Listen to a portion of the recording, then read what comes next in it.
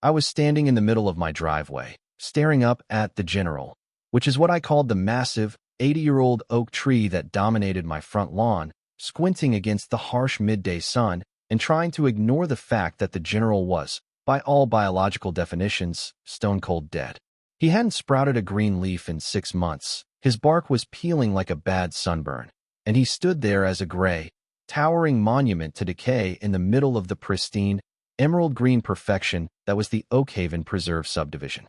To me, he was beautiful in a rugged, circle-of-life sort of way, a silent sentinel watching over my house. But to the woman currently marching up my walkway with the rhythmic, terrifying click-clack of sensible heels on concrete, he was a crime against humanity. Mr. Pendleton, the voice cut through the humid air like a serrated knife through butter. We have reviewed the latest arborist report, and I didn't even have to turn around to know it was Patricia Vance, our Homeowners Association president, a woman whose soul was the exact color of the beige vinyl siding she mandated for every house in the neighborhood. She was standing at the edge of my grass, never on it, because that would be trespassing, and Patricia knew the bylaws better than she knew her own children, clutching a clipboard against her chest like a shield. "Morning, Patty," I said, keeping my back to her for just a second longer, taking a sip of my coffee. "Beautiful day to admire nature, isn't it?" I turned around, giving her my best neighborly smile, the one I knew made her eyelid twitch. She adjusted her rimless glasses, the sun glinting off them in a way that made her look like a disapproving cyborg. "Don't be obtuse, Arthur. The tree is deceased. It is a blight on the visual harmony of Oakhaven, and frankly, it's a liability," she said, thrusting a heavy, cream-colored envelope toward me. "You have ignored 3 warnings. This is the final determination." I took the envelope, feeling the weight of the expensive paper stock, and unfolded it right there. My name, Arthur J. Pendleton, was printed in bold, aggressive font next to the words "Notice of Noncompliance." And as I scanned down the page, my eyes snagged on the number at the bottom. A $500 daily fine, retroactive to the first warning, effective in 72 hours if the offending biological structure wasn't removed, root and branch, leaving nothing but a flat, sodded memory. I looked at the letter, then up at the General, then back at Patricia, feeling that familiar hot coil of rage tightening in my chest, the kind that had been building for the 2 years I'd lived here. This wasn't just about a tree. See, this was about the time she fined me for leaving my garage door open for 20 minutes while I unloaded groceries. It was about the unapproved shade of mulch incident of last spring. It was about the fact that she treated this neighborhood like her own personal dollhouse, and I was just a figurine she couldn't quite pose correctly. "500 a day, Patty?" I asked, my voice low. "That seems a little steep for a tree that's been here since before this zip code existed." "The covenants are clear," she said, a thin, triumphant smile playing on her lips. "Article 3, Section D. All deceased landscaping must be removed or replaced immediately to maintain property values. You signed the papers. Arthur, you knew the rules."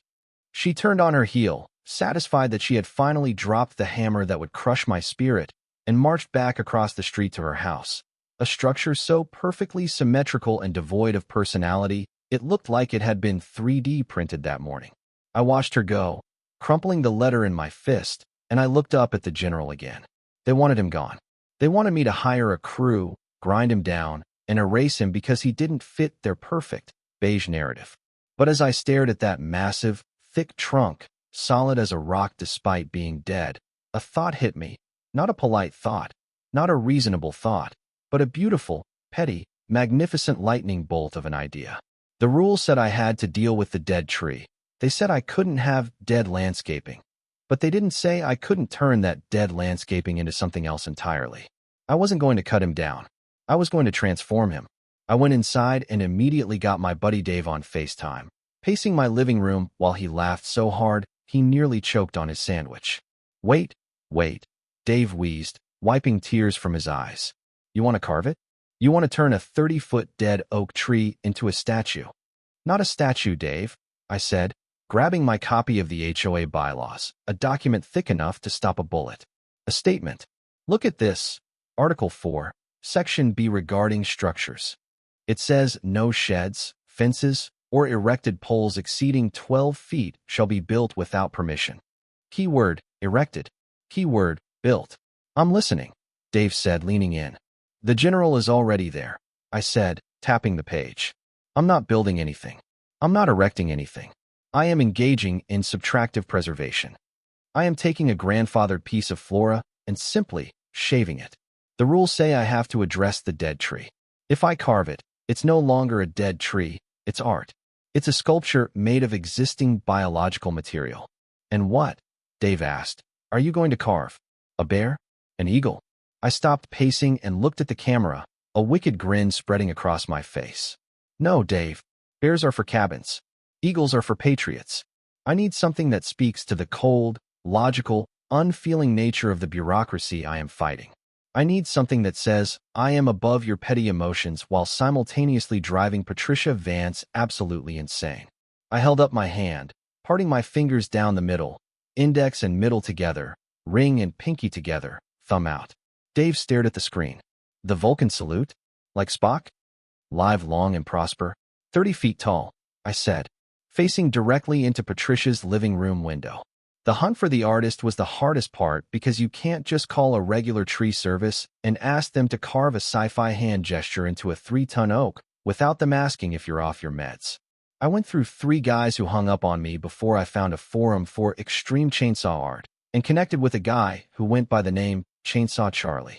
Charlie met me at a diner 3 towns over, driving a beat-up truck that smelled like 2-stroke oil and sawdust.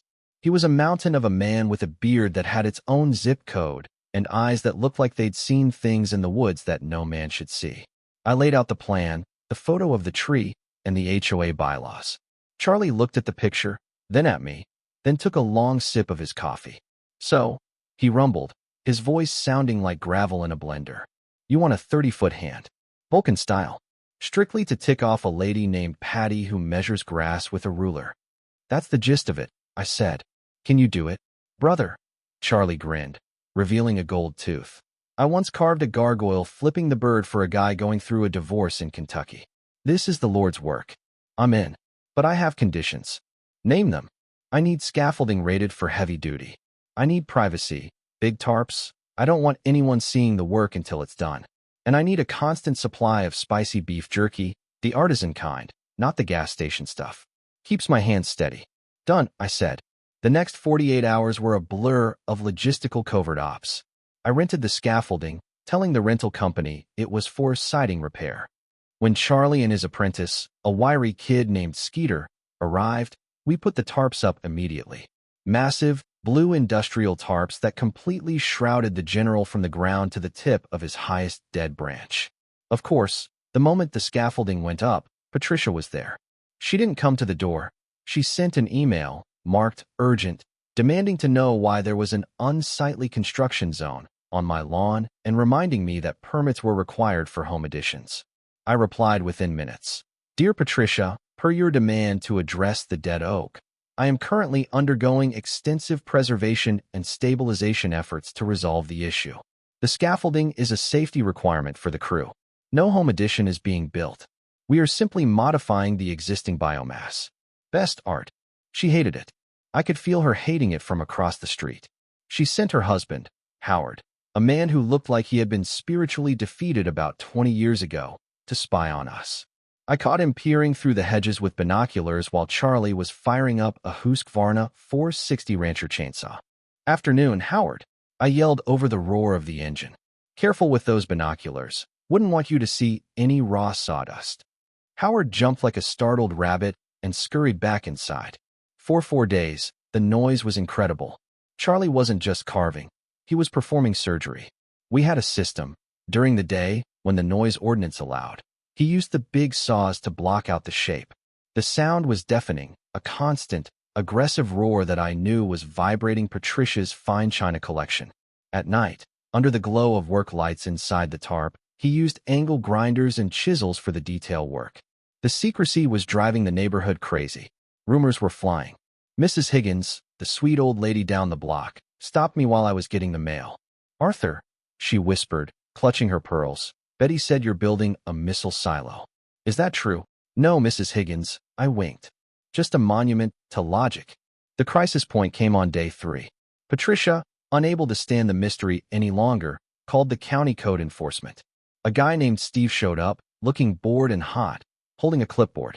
"Mr. Pendleton," Steve said, wiping sweat from his forehead. "We got a complaint about an unpermitted structure exceeding height restrictions." "It's not a structure, Steve," I said, leading him to the tarped monolith. "It's a tree. It was already here. I'm just giving it a haircut. A very extreme haircut." "Is it dangerous?" Steve asked, looking up at the blue plastic tower. "Structural engineers signed off on the core integrity." I lied smoothly, though Charlie had assured me the heartwood was solid as iron. "I'm removing the rot. It's actually safer now than it was before." Steve shrugged. "If it's a tree, it's landscaping. County doesn't regulate tree shapes unless it blocks visibility. Just keep the noise down, okay?" He left, and I chalked up a victory. But I knew the real battle was the reveal. On the morning of the 5th day, Charlie came down from the scaffolding, covered head to toe in oak dust, looking like a breaded pork chop. "It's done," he said, cracking his knuckles. "And it is. It's beautiful art. It's the nerdiest, most majestic thing I've ever made." We scheduled the unveiling for Saturday morning at 9 a.m., prime time for neighborhood dog walkers, and, more importantly, the time Patricia usually inspected her lawn for imaginary weeds. I went out early and rigged the ropes holding the tarps.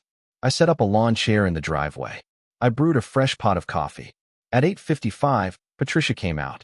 She was wearing her weekend uniform, khaki shorts and a polo shirt tucked in so tight it looked painful. She glared at the blue monolith on my lawn. At 9 o'clock sharp, I stood up.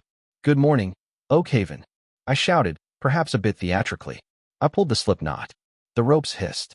The heavy blue tarps fluttered, caught the wind, and slid down the scaffolding in a rustling cascade of plastic, pooling at the base of the tree. And there it was, 30 feet of solid, varnished oak. The detail was staggering. Charlie had carved the bark texture to look like skin folds at the knuckles. The wrist rose out of the ground like the arm of a titan. The hand was perfectly vertical, fingers extended. The index and middle finger were fused, the ring and pinky finger were fused, and that iconic V-shaped gap between them was wide enough to drive a motorcycle through. The thumb was extended at a sharp, decisive angle. It was the Vulcan salute.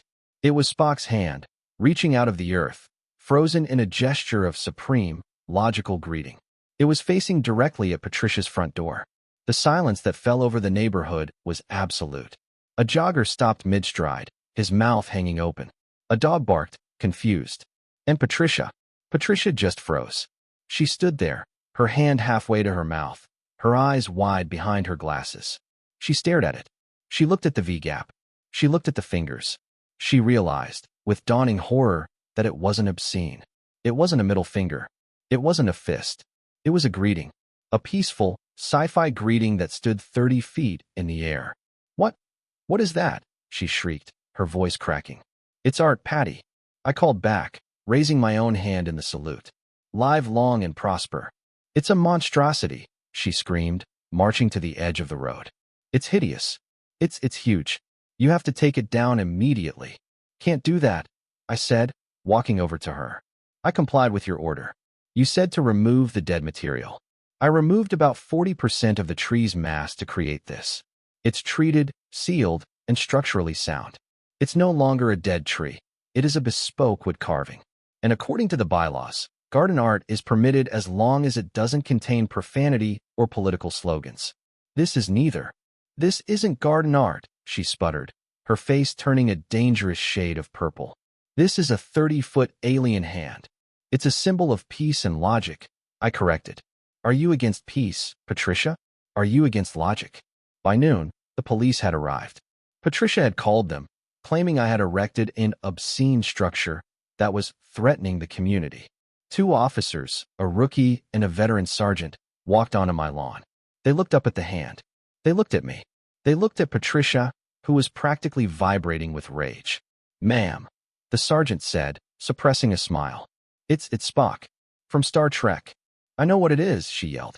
"It's mocking me. He did this to mock me." "Is mocking you a crime, ma'am?" the sergeant asked. "It's a nuisance. It's distracting drivers." "It's set back 40 feet from the road," the officer noted. "Sir," he turned to me, "is it stable?" Solid oak, Sergeant. Sealed with marine-grade varnish. It'll outlast us all. The sergeant nodded. Civil matter. Have a nice day, folks. As the cruiser pulled away, I saw the defeat in Patricia's eyes. She knew. She knew that every time she looked out her window, every time she backed out of her driveway, every time she tried to micromanage the depth of someone's mulch, she would have to look at a 30-foot hand wishing her a long and prosperous life. It was a monument to her lack of control. But she wasn't done. The legal threat arrived on Monday. A courier delivered a letter from the HOA's law firm, threatening a lawsuit for general nuisance and diminution of property value, claiming the grotesque effigy was lowering home prices. They demanded I remove it within 10 days or face a lawsuit seeking damages in the tens of thousands. This was the slap suit tactic, strategic lawsuit against public participation. They wanted to bury me in legal fees until I folded. But I had anticipated this. I had already gone to the neighbors. See, while the carving was happening, Mrs. Higgins and a few others had come by. They told me how much they hated the bullying. They told me how Patricia had fined them for things like improper holiday wreath diameter. When they saw the hand, they didn't hate it. They loved it. It was the rebellion they were too scared to stage. So, when the lawsuit threat came, I posted it on the neighborhood Facebook page along with a link to a GoFundMe titled, Save the Vulcan Hand. The response was explosive. People I barely knew were donating 20, 50, $100. Comments flooded in. Finally, someone stood up to her. Keep the hand. Make it taller. Within 48 hours, we had raised $5,000 for a legal defense fund. I sent a letter back to the HOA lawyers, attaching a screenshot of the fundraising total and a list of 62 signatures from residents stating they found the artwork culturally enriching. I also included a note. Any further legal action will be met with a countersuit for harassment and misuse of HOA funds, and I will demand a full forensic audit of the HOA books during discovery. That was the kill shot. An audit. Patricia would rather die than let anyone see the books, probably because she was spending the landscaping budget on those sensible heels. The lawsuit was dropped 3 days later. Patricia resigned 2 months after that. She claimed it was for health reasons, but everyone knew the truth. She couldn't live in the shadow of the hand. She put her house on the market. The listing photos carefully avoided showing the view across the street, but when prospective buyers showed up, they'd see it. A 30-foot hand, glowing golden in the sunset, offering a silent benediction to the cul-de-sac. Funny thing is, the new neighbors who bought her house, a young couple, they're huge sci-fi nerds. They told me the hand was actually a selling point. They call it the Guardian. I still stand out there in the driveway with my coffee some mornings. The general looks good. His bark is gone, his leaves are memory, but he's standing taller than he ever did. He's not just a tree anymore. He's a story. He's a reminder that you can't regulate spirit, and you can't bureaucratize nature. Sometimes, the best way to fight a tyrant isn't with a fist, but with an open hand, specifically, one with the fingers parted in the middle. It makes you wonder, though, how many petty dictators are out there right now, measuring grass with rulers, terrified that someone, somewhere, is having an unapproved thought. It's a fragile kind of power, really. All it takes is one person with a chainsaw and a sense of humor to bring it all crashing down. So, I have to ask, have you ever had to get creative to deal with a neighbor who wouldn't back off? Did you find a loophole that made them crazy? Let me know in the comments. I love reading those stories. They give me ideas for the backyard. Until next time, live long and prosper, folks. And keep your chainsaws sharp.